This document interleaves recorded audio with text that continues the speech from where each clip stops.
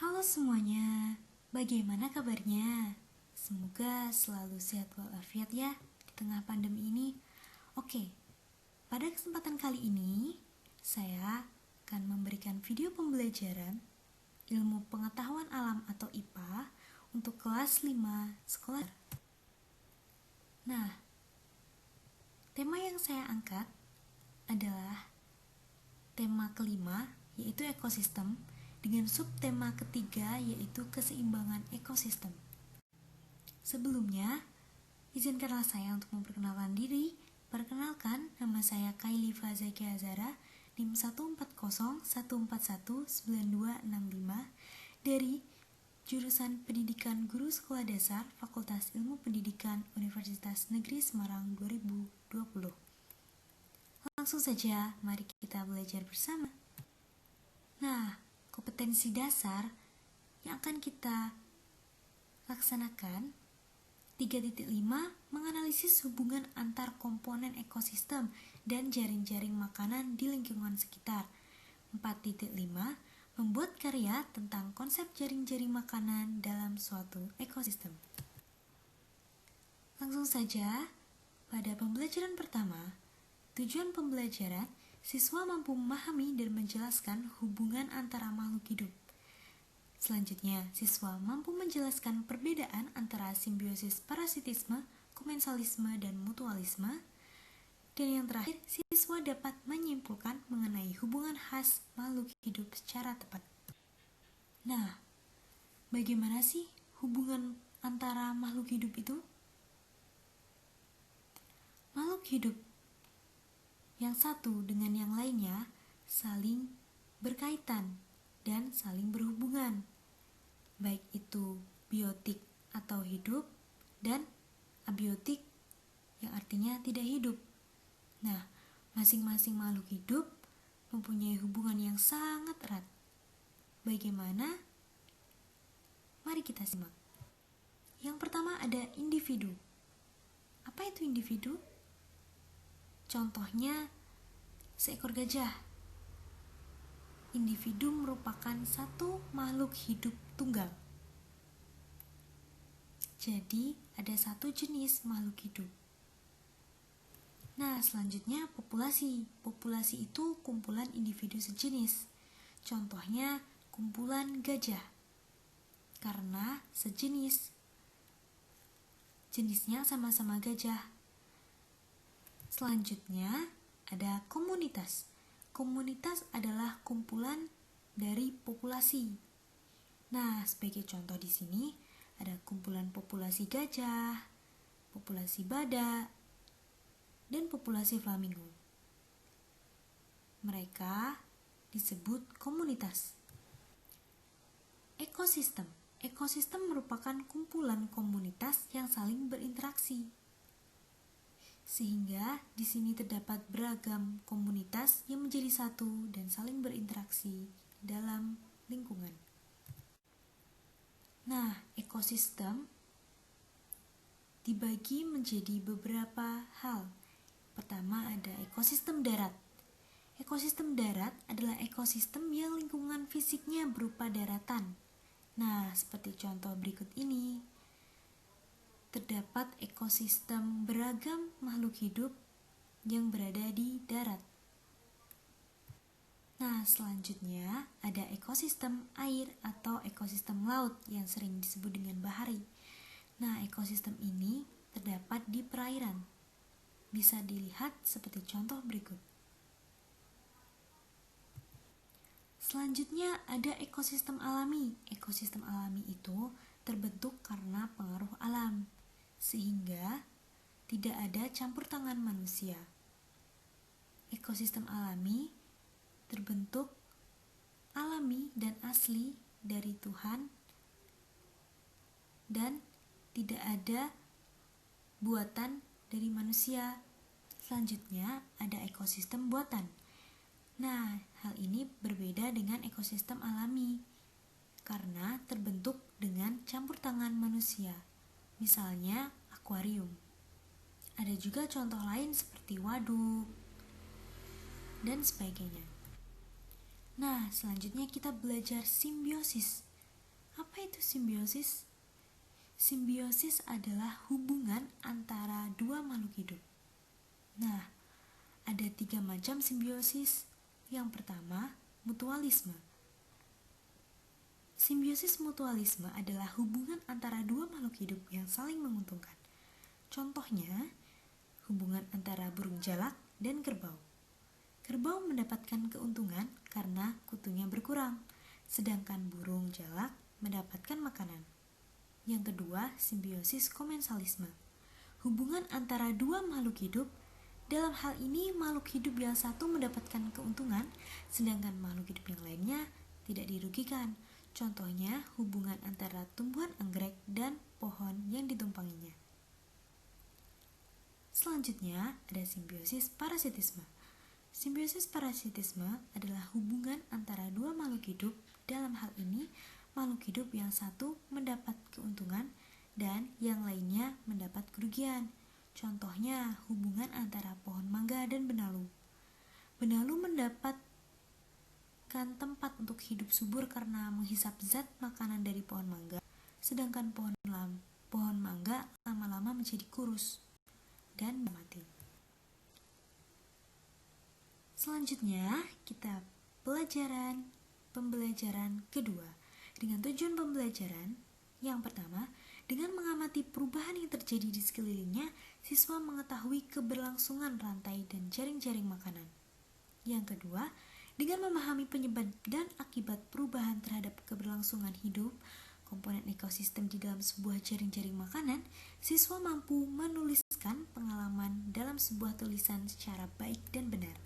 Nah, apa itu rantai makanan? Rantai makanan adalah rangkaian organisme yang memakan satu sama lain. Nah, pada contoh di sini, contoh yang pertama, ada rantai makanan yang berawal dari produsen. Produsennya berupa rumput atau tumbuhan. Nah,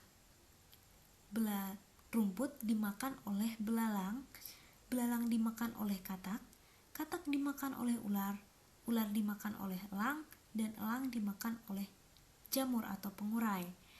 Nah, pada hal ini, belalang menjadi konsumen pertama, katak menjadi konsumen kedua, ular menjadi konsumen ketiga, dan elang menjadi konsumen keempat.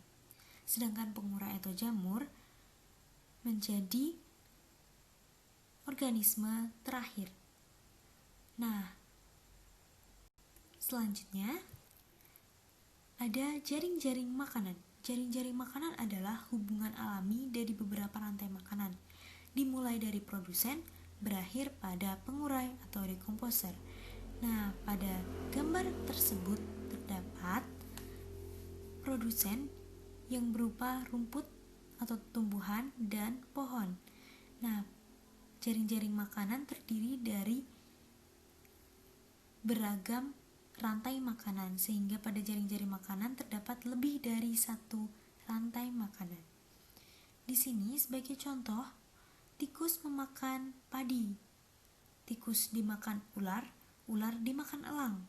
Bisa juga belalang memakan rumput, belalang dimakan katak, katak dimakan elang.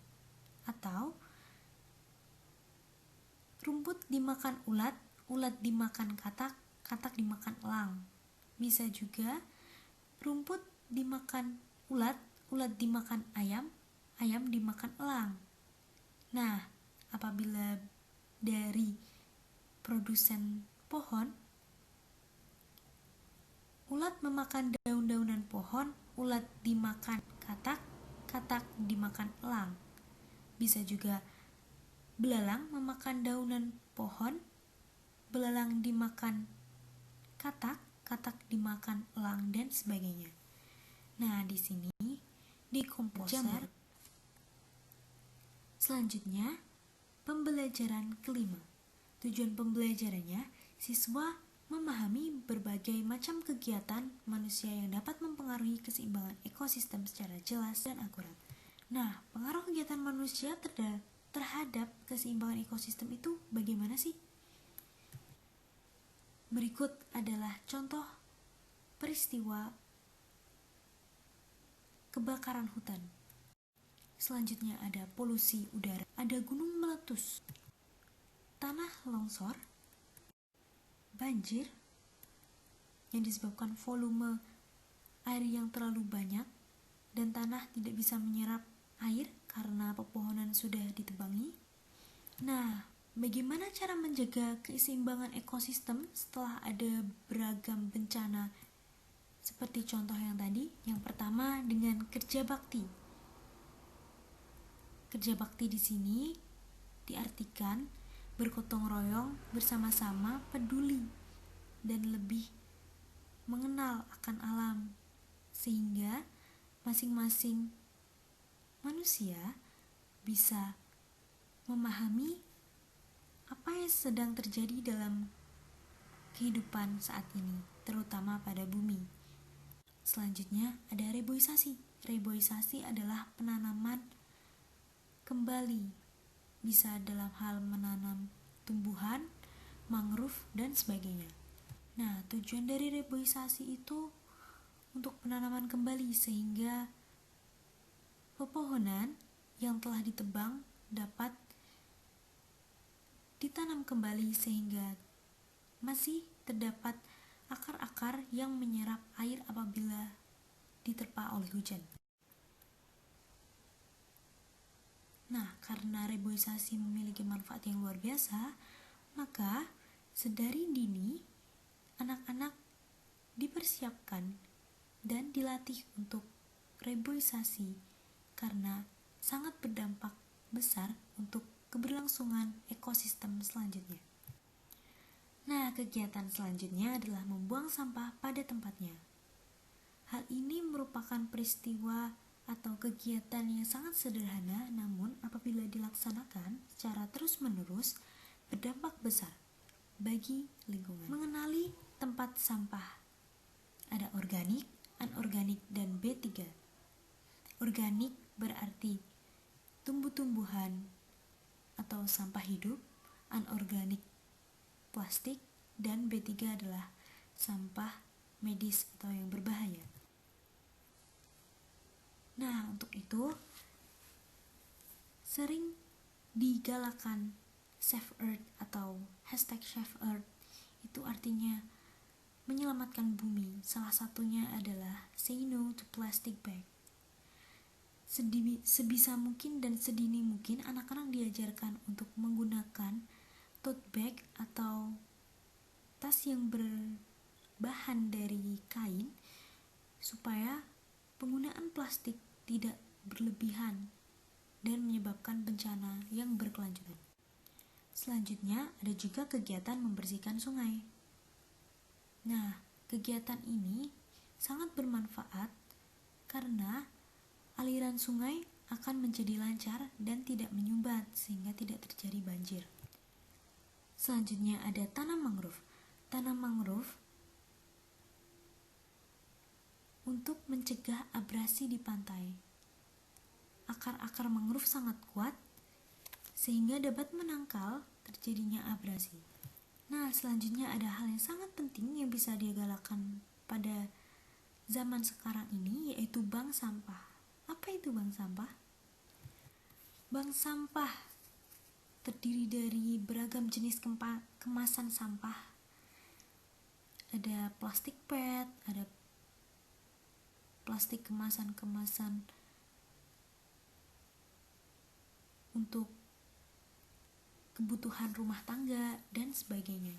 Nah, untuk itu perlu mengetahui mekanisme bank sampah, seperti memilah sampah, kemudian membawa ke bank sampah, selanjutnya ditimbang dan dicatat. Selanjutnya sampah disalurkan petugas ke proses daur ulang. Nah, setelah video pembelajaran tadi, terdapat evaluasi untuk teman-teman dan adik-adik semua. Yang pertama, fenomena apa saja yang dapat mempengaruhi keseimbangan ekosistem? Yang kedua, bagaimana pemecahan masalah tersebut? Dan yang terakhir, pesan apa yang dapat dipetik? Sekian dari saya. Apabila ada salahnya, saya mohon maaf. Terima kasih. Sekian, wassalamualaikum warahmatullahi wabarakatuh.